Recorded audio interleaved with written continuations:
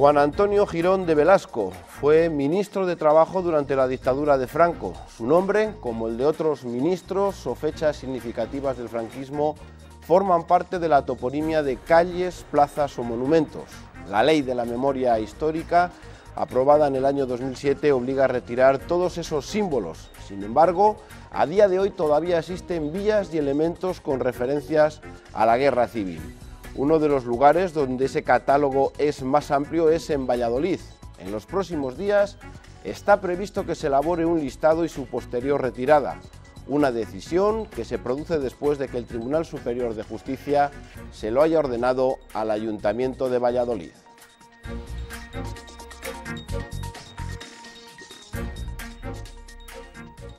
Hola, ¿qué tal? Muy buenas noches. El TSJ lo que viene a decir es que hay que cumplir la ley de la memoria histórica. El Ayuntamiento de Valladolid acatará esta orden, aunque no sin señalar que estos cambios pueden generar conflictos sociales y tremendas molestias. Y lo cierto es que no todos los vecinos comparten la obligación de modificar el nombre de una calle o un barrio, como es el caso de Girón.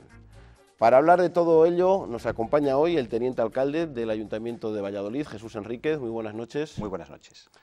No sé si, como dice el alcalde, verdaderamente se pueden provocar conflictos sociales por cambiar determinadas calles, el nombre. Bueno, se están produciendo ya desde que se conoció el fallo del Tribunal Superior de Justicia y la posible repercusión, que no obliga a retirar esos nombres, lo que obliga es a hacer un catálogo de vestigios del franquismo, por así decirlo, de forma resumida para que nos entiendan los televidentes, y claro, cuando algunos vecinos de los barrios que llevan nombres del franquismo se han enterado, pues han dicho, oiga, nosotros, algunos ni sabían a qué se debían esos nombres. Por ejemplo, el 4 de marzo pues seguramente salimos a la calle de Valladolid y hacemos una encuesta a pie de calle a la gente que pasa, y muchas personas no conocen el origen de esos nombres. Y como digo, ya se han producido esos conflictos y ya alguna asociación de vecinos, la del barrio Girón concretamente, ya ha escrito al alcalde de la ciudad manifestando su contrariedad por que se pueda llegar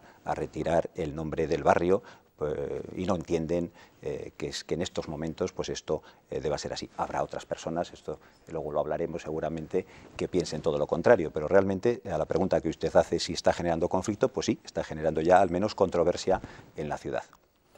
Luis Martín Arias, buenas noches. Hola, buenas noches. Profesor de la Universidad de Valladolid. La verdad es que han pasado 75 años desde el final de la Guerra Civil, pero parece que cuando escuchamos todas estas cosas todavía no se han cicatrizado las heridas. ¿Le parece bien que se eliminen estos símbolos franquistas?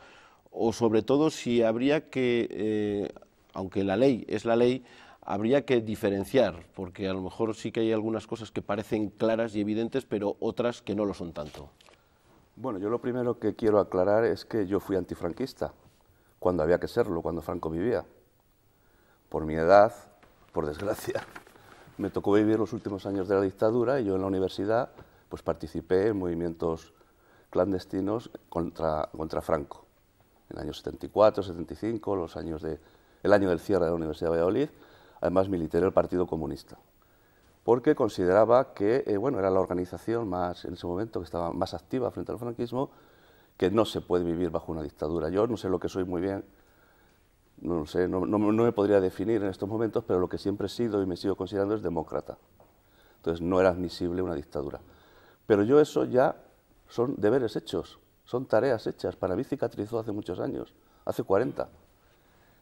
Y esto lo vivo como una pesadilla, esas pesadillas que hemos tenido todos seguramente, de que uno sueña que tiene otra vez que volverse a examinar en el instituto o que tiene que volver a hacer la mili, ¿no? Para mí es una pesadilla recurrente y que es bastante molesta. 40 años después, resucitar esto me parece una pesadilla auténtica y que para mí pues, obedece a causas que no tienen nada que ver con el franquismo. El franquismo ya, por desgracia, desapareció en su momento. Yo tengo la conciencia tranquila, luché contra Franco. Precisamente en aquellos años había muy pocos antifranquistas. Los que vivimos aquellos años sabemos que antifranquistas había muy pocos. Ahora hay muchos sobrevenidos contra algo que no existe, que es un fantasma, que es un puro fantasma. Aunque algunos, claro, lo quieran resucitar por intereses espurios, por intereses políticos actuales, ¿no? Pero no porque ahora exista, evidentemente para mí no existe. ¿Y usted cree que no se deberían de tocar? Bueno, a mí en principio como antifranquista me parece bien, me parecería bien, pero Yo siempre me hago la pregunta de Josep Pla. Josep Pla, el gran escritor catalán y español, cuando fue a Nueva York y le enseñaron la iluminación por la noche, dijo, qué bonito, ¿qué le parece, don Josep? Y dijo, me parece muy bien, pero ¿esto quién lo paga? La pregunta de Pla, ¿quién lo paga? A mí me parece bien, ahora ¿quién lo va a pagar? En un contexto de crisis con recortes económicos, ¿quién va a pagar los miles de euros que va a costar todo esto? De ello vamos a hablar. Y también está con nosotros Luis Castro, que es historiador. Buenas noches. Hola, buenas noches. Gracias por estar esta noche aquí. Ha sido concejal del Ayuntamiento de Soria, también de Burgos. Y es un poco la misma pregunta. ¿Cree necesario que es necesario retirar estos símbolos franquistas de las plazas, de las calles de nuestras ciudades? Desde luego, desde luego. Quiero empezar comentando unas declaraciones que ha hecho el señor alcalde de Valladolid, que he leído en la prensa local, donde parece ser que dice que no tiene mucho sentido que a estas alturas la ciudadanía de Valladolid o cualquier otra ciudad plantee estas cuestiones. Yo estoy absolutamente de acuerdo. Me parece vergonzoso que en 2014 esto sea todavía una agenda pendiente en una sociedad democrática. Como acabas de decir, yo fui concejal en el año 79, que fueron los primeros ayuntamientos democráticos, el Ayuntamiento de Soria, que estaba dirigido por la UCD, el partido de centro-derecha, y ya entonces, sin mayores problemas, se cambiaron las principales calles franquistas de la ciudad. Me tocó plantear otra vez el tema en los años 90 en Burgos, y finalmente a finales de los 90 también se cambiaron los nombres sin mayores problemas. Es verdad que también hubo debates, hubo también algunos vecinos, algunos tenderos que decían que ¿quién paga esto? Debo decir que, vista la cosa a posteriori, son peccata minuta con respecto a una cuestión que es de sensibilidad política y de educación política, desde mi punto de vista. Es decir, que a estas alturas todavía tengamos el callejero de muchas ciudades, porque sí que es cierto que en el 79, igual que pasó en Soria, pues pasó en Barcelona, en Madrid no tanto, es decir, que la casuística es muy distinta, ¿no? Pero yo creo que en la mayor parte de las ciudades de España, la mayor parte de las referencias franquistas se han quitado. Yo creo que ahora se plantee esto en Valladolid es muy importante, y quiero empezar también agradeciendo y felicitando a los compañeros que batallan aquí en la memoria histórica, y entre ellos está muy destacadamente Orosia, que hayan planteado este tema y que hayan conseguido que un tribunal, que la justicia sea la que finalmente haga lo que los ayuntamientos, respondiendo a esa sensibilidad democrática, no han hecho. Eso va a sentar jurisprudencia, de hecho en Salamanca ya estamos tomando nota y probablemente pues, se va a generalizar, por suerte, y no tendremos que discutir esto más veces. Gracias. También está con nosotros Orosia Castán, autora del Callejero Franquista de Valladolid, también ha sido expresidenta del Ateneo Republicano. No sé si como Luis piensa que se ha tardado en Valladolid demasiado tiempo en retirarse, todavía no se han retirado, porque no se han retirado, pero están a punto de retirarse estos símbolos franquistas. Claro, se ha tardado tanto que no se han retirado. En realidad, yo sobre todo voy a hacer hincapié en el hecho de que en el año 2007, después de una batalla muy larga, por fin logramos que salga adelante una ley, que era una cosa pendiente, y eso, vamos, no puede negarlo nadie, era una cosa pendiente y desde la sociedad se estaba solicitando, además desde unos sectores amplios de la sociedad, sobre todo personas que se sentían pues, muy vejadas, muy humilladas y todavía sin resolver una serie de problemas que no eran baladíes, como era el tener a sus familiares en fosas. Bueno, pues después de que se logra la ley, en el año 7, en diciembre, llegamos nosotros al año 2010 y vemos desde el Ateneo que desde luego no hay ninguna intención de cumplir la ley. Y hay un artículo 15 en el que explicita que esos símbolos han de ser retirados. La ley, ojo, es tibia, es una ley insuficiente. Y eso lo dice así, pero ni siquiera esa ley tibia e insuficiente es cumplida. Nosotros nos pusimos en marcha por lo menos para hacer un censo. Porque como muy bien decía el compañero Luis, mucha gente no sabe ¿qué son esos nombres? ¿A qué corresponden? Y por eso a lo mejor, claro, no quieren que se quiten porque no lo entienden, ¿no? Empecemos a hacer el censo para que la ciudadanía viese a qué correspondían esos nombres y qué es lo que había detrás de un nombre. Por fin hemos hecho el censo y aunque desde el ayuntamiento, en un pleno, que después tendremos ocasión de hablar más despacio, sí, se dijo no, por fin ha habido una sentencia y yo lo único que digo es que cumplamos la sentencia y cumplanla primero los que más obligación tienen, que son nuestros cargos institucionales. Bueno, pues como pueden ver, las posturas son diferentes. Mientras unos ven un revisionismo histórico, otros lo consideran una superación de la historia. Fuera como fuese la ley, hay que cumplirla, aunque existen muchos matices. En el caso de Valladolid, hasta el escudo de la ciudad podría ser modificado. En 2007, los nombres de las calles dejaron de ser un debate. La ley de la memoria histórica prohibía explícitamente cualquier símbolo de exaltación a la sublevación militar, la guerra civil o la dictadura. Hay una cierta dejadez de incumplimiento de la ley de memoria histórica. Alegan de que es costoso para los vecinos, que no lo entiendo, o que el coste de cambiar la placa pueda ser muy elevado. En el 36 no fue ni tuvo ningún problema. En 24 horas se cambiaron todas las placas que quisieron. Valladolid es el caso más llamativo. El alcalde socialista Bolaños restauró en su mandato solo algunos de los nombres que la dictadura había cambiado. Fue entonces cuando la acera Recoletos volvió a serlo después de algunos años como la avenida del General Franco. Pero la ciudad sigue plagada de nombres muy ligados al franquismo. Una sentencia del Tribunal Superior de Justicia obliga ahora a retirarlos. Habrá que analizar todos los aspectos de la guerra civil, porque yo creo que la ley afecta a todas las partes, ¿no? Entonces vamos a analizar cuántos nombres en Valladolid están vinculados a la guerra civil, haremos el catálogo y después haremos la propuesta correspondiente. Creo que marca un precedente y que a partir de ahí habrá otras iniciativas que puedan tener resultados como el que se ha conseguido aquí. Muchas capitales ya hicieron los deberes, antes incluso de que se aprobara la ley. Es muy significativo, por ejemplo, que la plaza que se llamó Plaza de la Libertad recuperara el nombre de Plaza de la Libertad y sustituyera a lo que se llamaba oficialmente Plaza de Calvo Sotelo. El compromiso era cambiar las calles creando una comisión de expertos, de historiadores plural, y así se hizo. Porque incluso entre historiadores hay matices. Un ejemplo de esa fina línea lo lleva Valladolid en su propio escudo. La laureada es un símbolo anterior a la guerra. Pero, claro, en el contexto en el que se le otorga a Valladolid es lo que tiene significado franquista, porque la fecha es el 17 de julio del 39 y el motivo es la ejemplaridad de Valladolid a la hora de unirse al alzamiento, o sea, al golpe de Estado. Caminando por esa fina línea surgen más preguntas. ¿Deben seguir llamándose así las calles Alemania e Italia bautizadas en épocas dictatoriales o deben permanecer porque ahora son simplemente países democráticos? Bueno, pues ya lo ven que hay opiniones para todo tipo. Lo primero, marcar una pequeña línea de diferenciación, si puede ser, entre lo que es la simbología, el enaltecimiento, a los símbolos franquistas, a lo mejor, y a lo que usted antes también decía, de lo que son las propias calles y los barrios con nombres que incluso algunos no saben ni siquiera quién son. Yo creo que está latente en lo que se ha venido hablando aquí. Lo decía ella hace unos minutos, yo creo que esta ley de la memoria histórica no ha contentado a nadie, ni siquiera a sus mentores, y buena prueba de ello es nuestra representante femenina hoy aquí.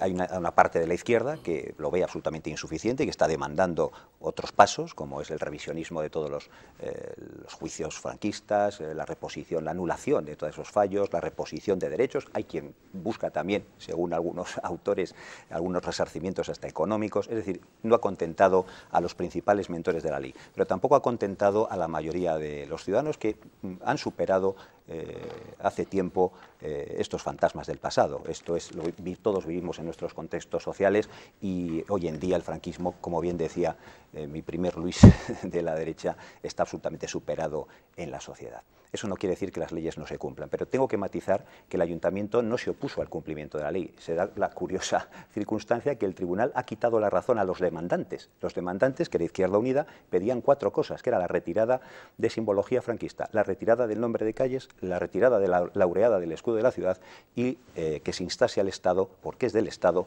a la demolición del monumento de los llamados caudillos de Castilla en el Cerro de San Cristóbal. Esas 4 cosas no las acepta tampoco el TSJ e inventa una que no se ha propuesto en el juicio y que tampoco el ayuntamiento se opuso a ello, y era que se haga un catálogo. Si la moción de Izquierda Unida hubiera sido hágase un catálogo de vestigios del franquismo, les aseguro que desde el gobierno popular del ayuntamiento se hubiese admitido. No se pidió eso. Es curioso que la sentencia se haya sacado un pronunciamiento de la manga que no haya sido opuesto por ninguna de las partes. Pero Pero no, eso es un tema jurídico. Y luego está el tema social. El tema social, que es realmente lo que estamos diciendo, es un debate absolutamente superado por la ciudadanía. Algunos por desconocimiento, otros por otros motivos o por la apatía. Y por decir una última cuestión que yo creo que para mí es la fundamental. Yo nací en el año 66. Cuando muere el dictador tengo 9 años. Yo no tengo recuerdos propios del dictador. Tengo una infancia, casi nazco al uso de razón cuando está muriendo ese señor. Tengo 47 años. No voté la Constitución porque no tenía edad para ello en el año 78. ¿Qué quiero decir con eso? Valladolid cambia e interpreta el momento en la primera corporación democrática salida de las urnas con la izquierda gobernando la ciudad, socialistas y comunistas en el Ayuntamiento de Valladolid. Son a ellos, como mayoría social, a los que correspondió el momento histórico de interpretar la historia. Y se cambiaron unas calles sí y otras no. Y en Valladolid no ha habido un clamor social, y siento disentir de nuestra compañera, no hay un clamor social absolutamente mayoritario, no lo hay, para este tipo de cuestiones. ¿Está superado o no está superado? No, no está superado, ¿qué va? Si estuviese superado, ¿qué estaríamos haciendo aquí? Fíjate que estamos incluso hablando de que tuvimos que hacer un censo, fíjate si estaba superado o no. Mira, tú no votaste la Constitución y tú eras un niño, pero yo, por ejemplo, no había nacido tampoco cuando estaba Hitler en el poder. Hay una jurisprudencia universal que nos supera a nosotros como país y que es supranacional, en una palabra. Y allí se explica claramente cómo ciertos regímenes genocidas, cómo ciertos regímenes que han hecho mucho daño a la humanidad, han de ser ilegalizados. Y se ha de hacer un proceso que normalmente en esos países europeos, como es Alemania, como fue Italia, fue un proceso que vino acompañado de una serie de juicios, pero también un proceso educativo, un proceso pedagógico, porque nos interesa mucho a todos que este tipo de autoritarismos, este tipo de regímenes genocidas, de regímenes que tanto daño han hecho a la humanidad, queden claro delante de todo el mundo y en toda la sociedad y a los niños que no habías nacido y que no habíamos nacido todavía, qué clase de ideología es esa, que es condenable, y que desde luego de ninguna de las maneras podemos permitirnos el lujo de tener esos nombres de esos genocidas en nuestras calles, porque el nombre en una calle es un honor que se concede a una persona por sus méritos y es ejemplarizante. Y eso es lo que yo sé. No sabré quién es ese señor, pero sé que algo bueno ha hecho, porque está en la calle de mi ciudad.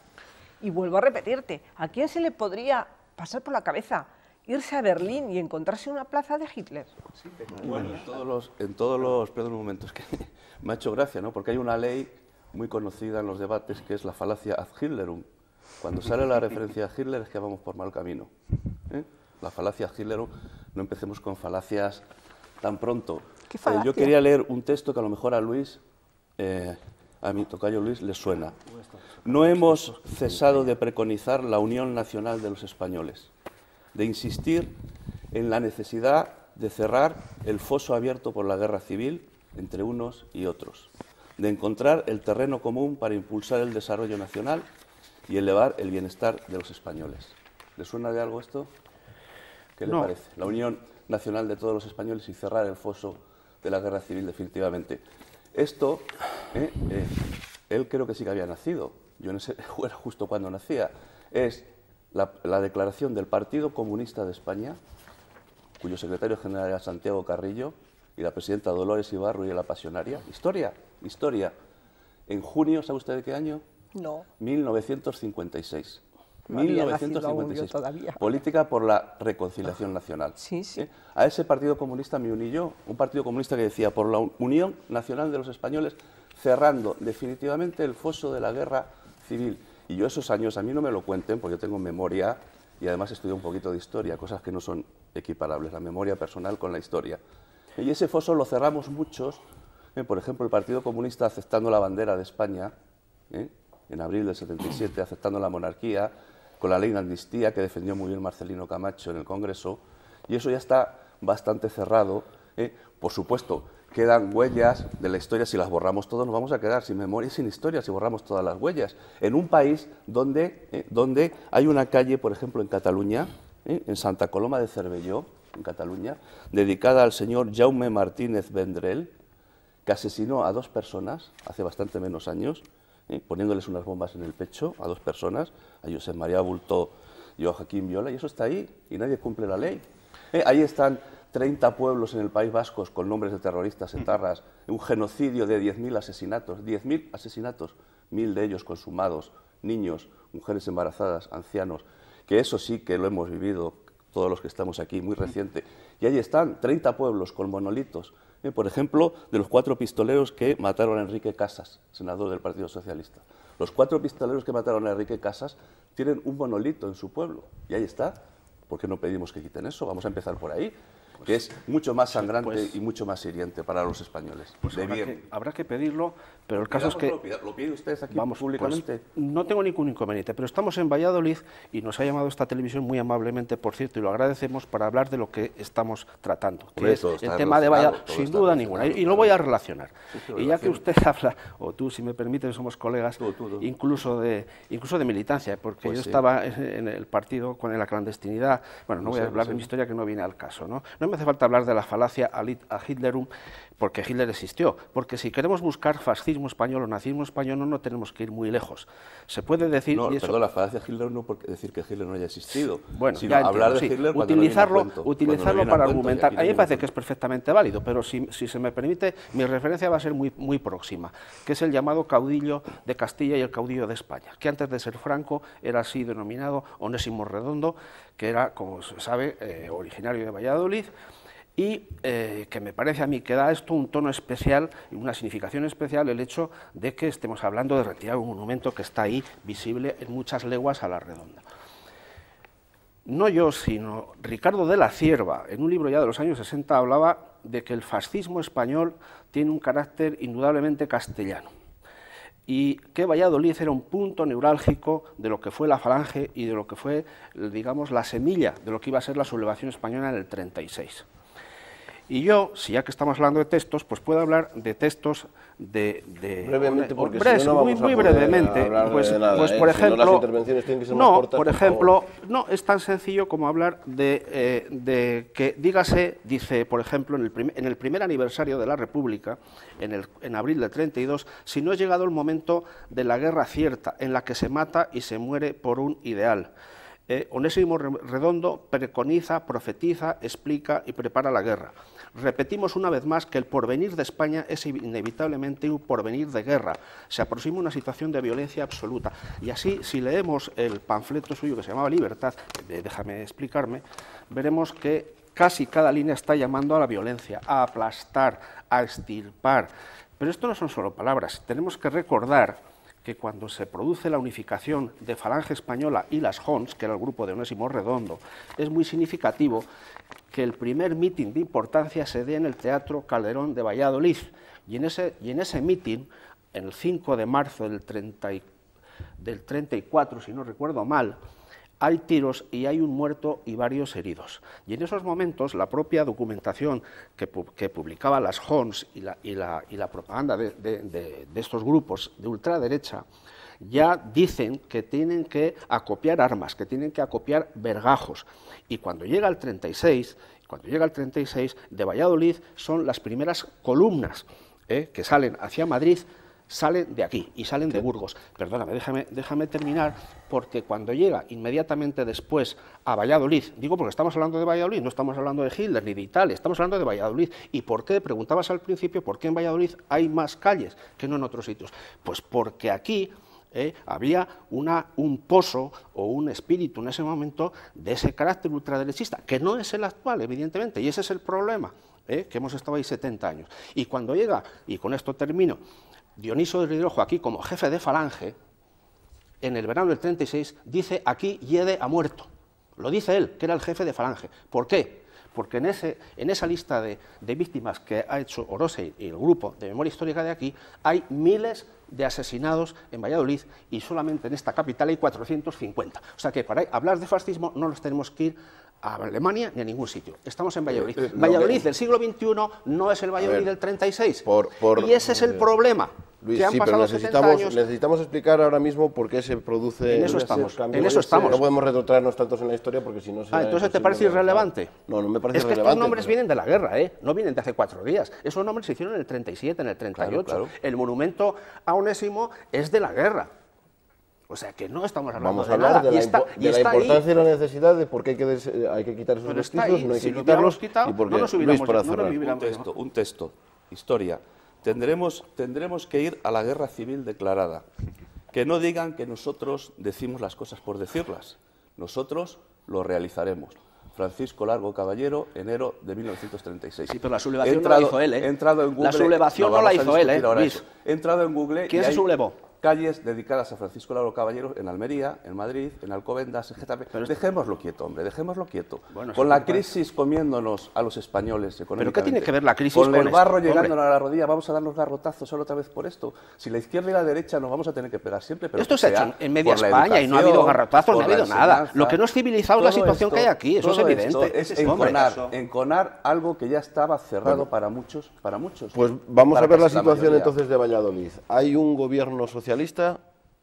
Sí, es que es el de Bolaños, Bolaños, lo que acabamos de ver en el plató, que solamente hay una serie de calles que se cambian. Lo que acabamos de ver en el plató es lo que está consiguiendo esta ley. Este es el gran fracaso de esta ley, que en vez de ser un punto y final, un segundo, tercero, ya no sé cuántos llevamos en España de puntos finales, es un punto y seguido. Y se reabren historias. Hay personas desde la izquierda, que usted representa evidentemente en este plató junto a Orosia, que hace una lectura sesgada solamente fijándose en un bando. Los que hemos nacido después y tenemos otra pues mire, lo vemos con mucho más neutralidad. De la República legítimo, Sí, cuidado, sí, y en el 34, esa fecha que usted cita, hay golpes contra la legitimidad republicana, esto es historia pura, de la izquierda más radical de este país, y se declara la independencia de Cataluña en el año 34, contra el gobierno legítimo de la República, eso sí, con un gobierno de derechas, y eso la izquierda, alguna parte de la izquierda, no lo dice, como ha hecho usted, eso sí que fue. No, si quiere hablamos de eso, pero no creo que hayamos venido a hablar de eso. Muchos muertos en Asturias en el año 34. Eso no lo dicen ustedes. ¿Cómo que eso no? es. Si quiere hablamos de eso. Decir nada de pero hemos venido a hablar de eso. No hemos venido a hablar de todo eso. Vamos a avanzar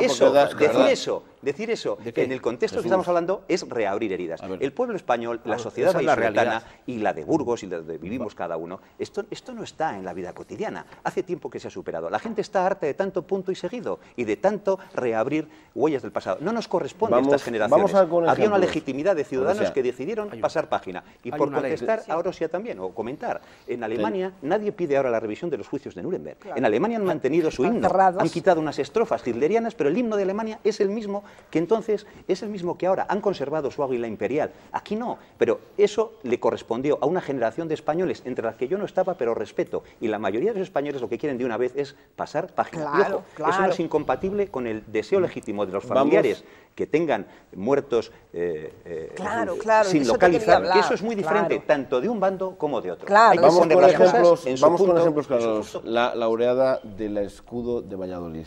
¿Creen que debe retirarse del escudo de Valladolid? Pues obviamente sí. Yo digo sí.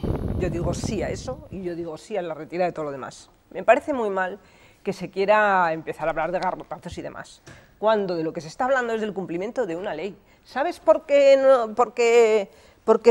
la ley es de punto seguido? Porque la ley no se cumple. Porque la ley está muy mal ¿Sabes hecha. por qué tú no has percibido ese clamor que está en la calle de miles y miles de personas que todavía están buscando a sus padres? Porque no los has querido escuchar. No, perdón. Pero escúchame una cosa. Sí, perdona, pero ahora... Bueno, pero ahora yo te voy a hablar. Ahora, se atiende a todo el mundo. Déjame que yo he dirigido el archivo municipal. Déjame que yo te lo voy a hablar ahora un poco. Se atiende a todo el mundo. Sí, ya lo sé, que se atiende a todo el mundo. Pero la realidad de los hechos es que tú sabes, como sé yo, que en nuestra provincia hay la tira de fosas comunes que están sin abrir. Y tú sabes muchas de ellas sin localizar, otras se han perdido. Y claro, no estamos hablando de situaciones donde estén allí metidos unos restos de perros o de burros. Hay que tener sensibilidad a esas cosas. Pues ahí el Somos uno de los países, en ese sentido, de lo peor de Europa. Esto no se ha visto en ningún sitio. No podemos ser un país civilizado mientras tenemos... Ya se levantaron todas. ¿No sabes eso? ¿No sabes que se levantaron? Sí, y tenemos documentos. Perdón, pero sí. El historiador dice que en las fosas de Paracuellos de Jarama no está Pedro. ¿Dónde está el cadáver de Pedro Muñoz? Tenemos las fotografías, hay fotos. Hombre, hay una basílica. estuvo allí el arzobispo de Claro, Madrid inaugurando claro. los años 40. Y están movidas. Estás equivocado. Estás equivocado. Muy equivocado. Muy equivocado. Ramón Núñez, el escultor y que está hizo la causa el Cristo, general, el Cristo de la que Catedral de habrás oído hablar de ella. Pueblo por pueblo. Y si quieres hablamos del santuario de la Hablamos de promesa uno de nuevo, Valladolid, porque que a lo si no, mejor no sabéis lo que contiene. Es que yo no quiero discutir de No, esto. es que, vamos a ver, el punto de partida de un historiador, y si tú dices además que es un académico, es conocer la realidad. Y lo que defendemos en el movimiento de la memoria histórica es verdad, justicia y reparación. Y la verdad implica conocer lo que pasó. Aquí no podemos decir, no, es que como no sabe la gente, como yo no lo sé, bueno, pues hay que saberlo. Yo te quiero dar una explicación, yo te estoy dando una explicación, ¿me dejas terminar? ¿Me dejas terminar? Que no se sabe, ¿cómo no se bueno, va a saber? Pues por ejemplo, tú sabes, por ejemplo, cuántos muertos hay aquí, eso puede hablar aquí, o no sé perfectamente, cuántos asesinados hay aquí en la guerra civil, en Valladolid concretamente, o en Burgos, o en Palencia, o etcétera, etcétera. ¿Cuántos hay en Barcelona? Se ha investigado las checas de Barcelona. Estamos desviando. Si quieres hablamos de Valladolid. Hay, como están viendo, hay muchas dudas. No es lo mismo una calle renombrada en la época franquista que otras que se edificaron durante esos años. Las nuevas generaciones, como hemos escuchado, desconocen el significado de la mayoría de las fechas o personajes que dan nombre a esas plazas y vías. El resto, los que tienen más años, están divididos, como ven. Da igual la ciudad o el pueblo en el que preguntemos. Hasta 25 calles y 6 barrios en Valladolid podrían verse afectados por la sentencia del Tribunal Superior de Justicia de Castilla y León. Todavía desconocemos el catálogo que elaborará el ayuntamiento, pero según el Ateneo Republicano, son muchos los símbolos franquistas que todavía están presentes. Esta calle es uno de ellos, la de General Primo de Rivera. Según la sentencia, tendría que cambiar su nombre. ¿Pero qué opinan los vecinos? Si los jueces lo han dicho, es lógico que lo quiten. Yo pienso que es parte de nuestra historia y como tal hay cosas buenas y hay cosas malas. Ya, bueno, pero yo creo que es una historia que a mucha gente le hace daño y yo creo que es el momento a lo mejor de quitarlo, claro. Normalmente tenían que dejarlo. Entre otras cosas porque vivo en esta calle y si me la cambias de nombre me vas a hacer un lío. A escasos metros encontramos otra vía afectada, la de Rosario Pereda, un nombre propio, conocido para algunos. Una de las primeras fundadoras de la Falange Española. Me suena algo de los tiempos de la sección femenina o algo de eso. Y desconocido para otros. No tengo ni idea quién es. El nombre de este barrio, el 4 de marzo, evoca la fecha en la que la Falange Española y las Jons se unieron como grupo. Fue una época muy gris en España y creo que debemos de olvidarnos de aquella época. Son viviendas sociales, o sea que tendría un fin social que no sé por qué quieren cambiarle el 4 de marzo. Ejemplos como estos los hemos localizado también en otras ciudades de la región. En la céntrica Plaza del Rastro, en Ávila, encontrábamos hace unos meses uno de los últimos vestigios franquistas que quedaba. En esta placa, donde hoy leemos el célebre fin de la cita de Rajoy, estaba escrita la palabra Franco, pero el pasado mes de agosto, como muestra este vídeo, un grupo de personas borraron las huellas de aquella época. Si ha sido un acto vandálico, no estoy de acuerdo. Sí pasaba gente y hacía votos, porque era curioso leer todavía Franco. A partir del próximo 7 de marzo, esta plaza segoviana dejará de llamarse así para denominarse Plaza de la Igualdad, un cambio que no ha gustado demasiado entre los vecinos. Nos hacen mover seguros de coches, mover todas las tarjetas que haya. Pero no es el único vestigio de aquella época que todavía sigue en pie en Segovia.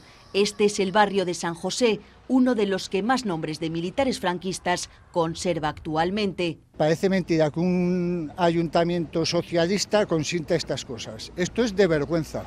Esta placa situada en el exterior de la iglesia de San Marcelo, en León, rinde todavía hoy homenaje a José Antonio Primo de Rivera. Pues a mí la verdad que me es indiferente. El día que lo quite igual lo celebro, igual no, seguramente lo celebro, ¿no? Si no van a adelantar nada con que lo quiten. Hace 13 años, esta calle burgalesa dejó de llamarse General Yagüe para denominarse Avenida de la Paz. Y lo mismo sucedió con la Plaza Mayor, que hace más de una década tenía el nombre de José Antonio Primo de Rivera. Si no hubieran cambiado tampoco pasaba nada. En honor a Onésimo Redondo se erigió este monumento en 1961 en Valladolid, pero su retirada ahora no depende del ayuntamiento sino del gobierno central.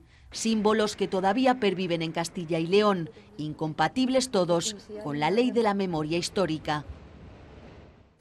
Bueno, opiniones de todos los gustos. El vídeo también refleja el valor relativo que dan los ciudadanos a todas estas calles y a estos símbolos franquistas. Pues sí, es un buen ejemplo de lo que vivimos todos a diario en nuestras comunidades, en nuestras ciudades. Y hay que insistir en el razonamiento. Aquí hace falta mucha mesura y contemplar las cosas con mucha prudencia y con un sentido, sobre todo, de superar de una santa vez lo que fue una guerra que, siempre suelo decir, la guerra es el éxito de un gran fracaso, ¿no? Y realmente una guerra civil es de los peores fracasos que se pueden haber vivido. No por cambiar el nombre de una calle, querido Luis, se van a borrar todos esos acontecimientos que tú has dicho, o los que te ha opuesto nuestro otro Luis. Eso no cambia las cosas. La historia, hay quien piensa que sí, que con eso se hace otra historia. No, la historia es y se escribe por muchas plumas y al final la verdad estará, pues quizás ni en unas versiones ni en otras. Cada uno se hará su composición. Pero quiero decir que al final la decisión de nuestro alcalde ha sido, no porque la haya propuesto yo, bastante ponderada. Es decir, nombrar o proponer al profesor Palomares, una persona eminente en la historia de la Guerra Civil Española, con grandes aportaciones y libros por él escritos, que puede, sin mirar a derecha e izquierda, dar una visión muy ponderada de qué vestigios quedan del franquismo para luego tomar la decisión con los criterios oportunos de si se retiran o no, porque la ley, Orosi, estarás de acuerdo conmigo, está muy mal hecha. Ese artículo 15 contiene unas excepciones. No volvamos a la ley. No, si es por compartir. Sí me interesa quién va a hacer el catálogo, porque si ustedes han hecho el catálogo, no sé si el nombre de Palomares es una persona que puede ser equidistante, porque claro, hablar con dos historiadores son dos puntos de vista totalmente distintos. Por un tema que hemos visto en las imágenes. Se dice que el general Primo de Rivera hizo apología de la guerra civil. Murió el general Primo de Rivera en París en 1930.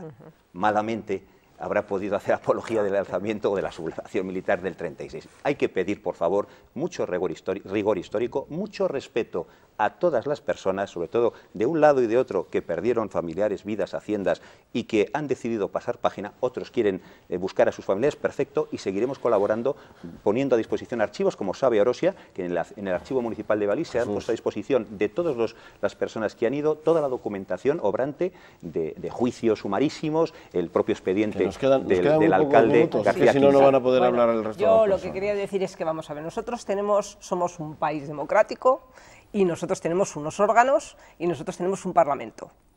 Y ese parlamento, estamos todos de acuerdo, que nos representa a todos y de él emanan unas leyes.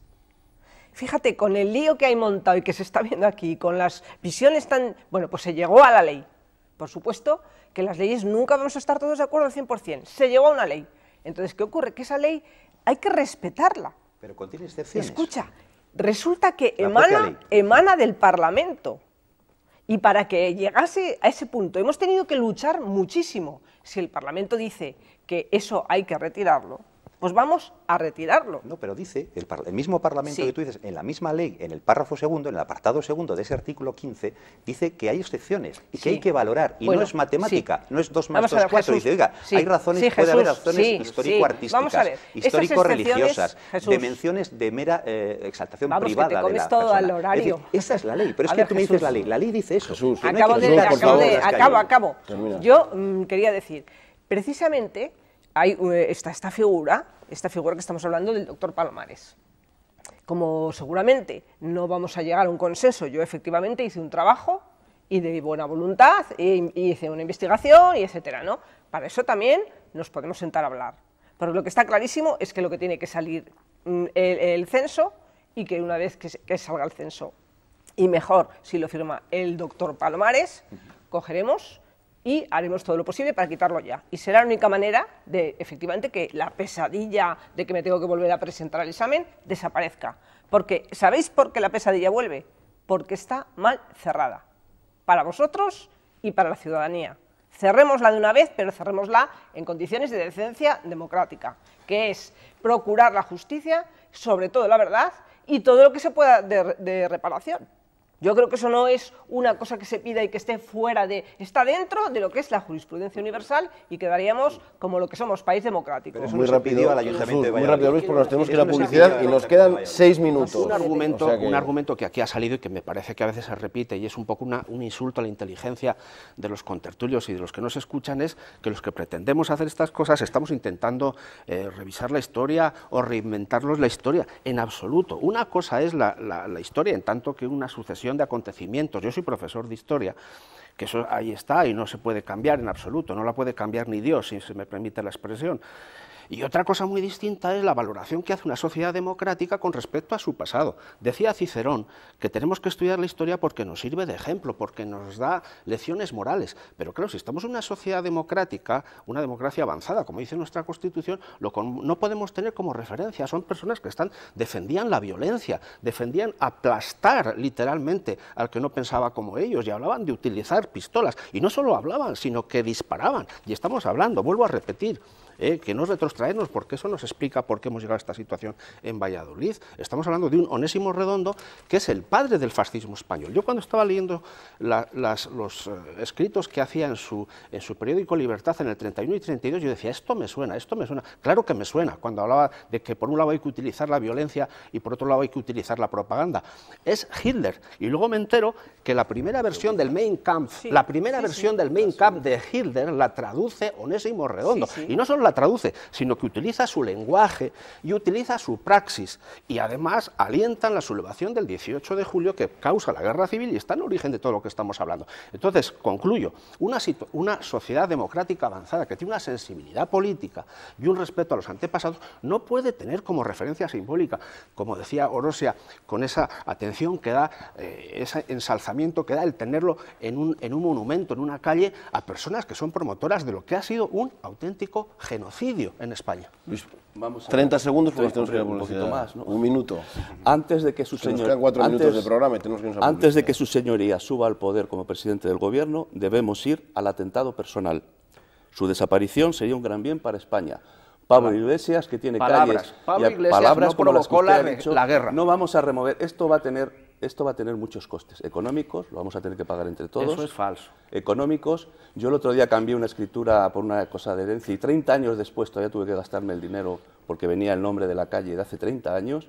Nos va a costar dinero, molestias a los ciudadanos. Yo estoy aquí como ciudadano, que ya hemos olvidado esto, lo hemos olvidado, mal que les pese a algunos. Nos va a traer sobre todo odio. La política genera odio, pero por favor, por cuestiones un poco de peso, economía, sanidad, educación, pero no por fantasmas, remover fantasmas solo con intereses políticos. Hacemos una breve pausa y terminamos ya con las conclusiones. Saludos de nuevo. La retirada de los símbolos franquistas es el tema central de este programa. Es evidente que genera polémica, sobre todo en una parte muy concreta de la población y porque no hay dos opiniones iguales. Muchos de ustedes pensarán que existen otros problemas más importantes que modificar el nombre de las plazas, pero las leyes también hay que cumplirlas. Nos queda muy poco tiempo. ¿En cuánto tiempo se calcula que estará el catálogo y que se procederá al cambio de todas estas vías y estas calles? Bueno, yo insisto que lo que obliga el tribunal no es a cambiar las calles, sino a hacer un catálogo. Ya ha dado un tiempo, un mes desde la notificación de la sentencia, el alcalde ha dictado un decreto. O sea que no se van a cambiar. Lo que dice la sentencia es que se haga un catálogo. Luego habrá que ver cómo se hace, qué se hace con ello, pero lo primero y el alcalde ha firmado un decreto encargando al profesor Palomares, previa anuencia del mismo, ese trabajo, y creo que además aquí se ha puesto de manifiesto que es una persona del suficiente prestigio para abordarlo y de la suficiente objetividad. Por lo tanto, eso es lo que se va a hacer y es lo que se va a estar en los próximos tiempos. Pero lo que ha quedado claro es que es una ley absolutamente que ha fracasado por el frentismo de nuevo al que se vuelve y porque se vuelve al punto y seguido, y eso va en contra del ánimo de los españoles que quieren de una santa vez el punto y final, no reabrir constantemente heridas como las que se han manifestado aquí. Me gustaría que desde la izquierda se hiciese también el mismo análisis de lo que pasó desde sus filas para poder llegar a una reconciliación, a un análisis común para toda la sociedad española y no de insistir, unos hicieron, otros... Mire, lo que nos interesa a todos es pasar página y hagamos un diagnóstico que esto sirva realmente para superar la historia. Orosia, la publicación de ese catálogo y la posterior retirada, si finalmente se retiran, servirá para lo que Jesús comenta de pasar página Claro, obviamente. Una vez que las cosas se va avanzando, se pasa página y ya no se reabren aquellas heridas que, por cierto, no sé dónde las veis en la ciudadanía, los grandes movimientos sociales, las grandes crisis de izquierda y derecha. No, si es una cosa muy sencilla, es sencillamente unos hombres que se han quedado aquí anquilosados por una falta de voluntad política, muchas veces por cobardía, otras veces por tibieza, sencillamente, pero no porque no esté todo el mundo de acuerdo en que son nombres que están asociados a una gran fechoría y a un gran ataque contra la democracia. Cualquier demócrata tendría que estar a favor de esa retirada. Y una vez que se retiren, eso es un capítulo cerrado. No es que la ley haya fallado, no es que la ley haya fallado estrepitosamente, no. Lo que ocurre es que la ley tiene que aplicarse y además desarrollarse e ir un poquito más adelante. Y yo creo que a todos nos vendrá mejor, para nosotros mismos en casa y para nuestra imagen en el exterior, que por cierto está dejando bastante que desear en este asunto. Para concluir. La ley hay que cumplirla. Pero a mí me preocupa más que no se cumpla el artículo 4 de la Ley 4/2008 que exige retirar los nombres de etarras, terroristas etarras que han matado hace muy poco tiempo y colaboradores etarras, que no se cumplan sentencias del Tribunal Supremo en Cataluña, en los colegios, por ejemplo, y que haya ahora mismo calles en Cataluña también con terroristas. Ha pasado mucho desde la Guerra Civil para acá y entre otras cosas hemos conocido el genocidio etarra, por ejemplo, 10.000 asesinatos, 1.000 de ellos consumados. Yo creo que esto es mucho más importante para los españoles y al añadir discusiones fantasmales, al añadir discusiones que ya estaban cerradas, incluso por parte de la izquierda, en la que yo milité en aquel momento, sinceramente, que ya estaban cerradas por muchos, no creo que aporte nada bueno ni nuevo y solo va a traer coste, pues eso, en pérdida de tiempo, de energías, de dinero y demás, ¿no?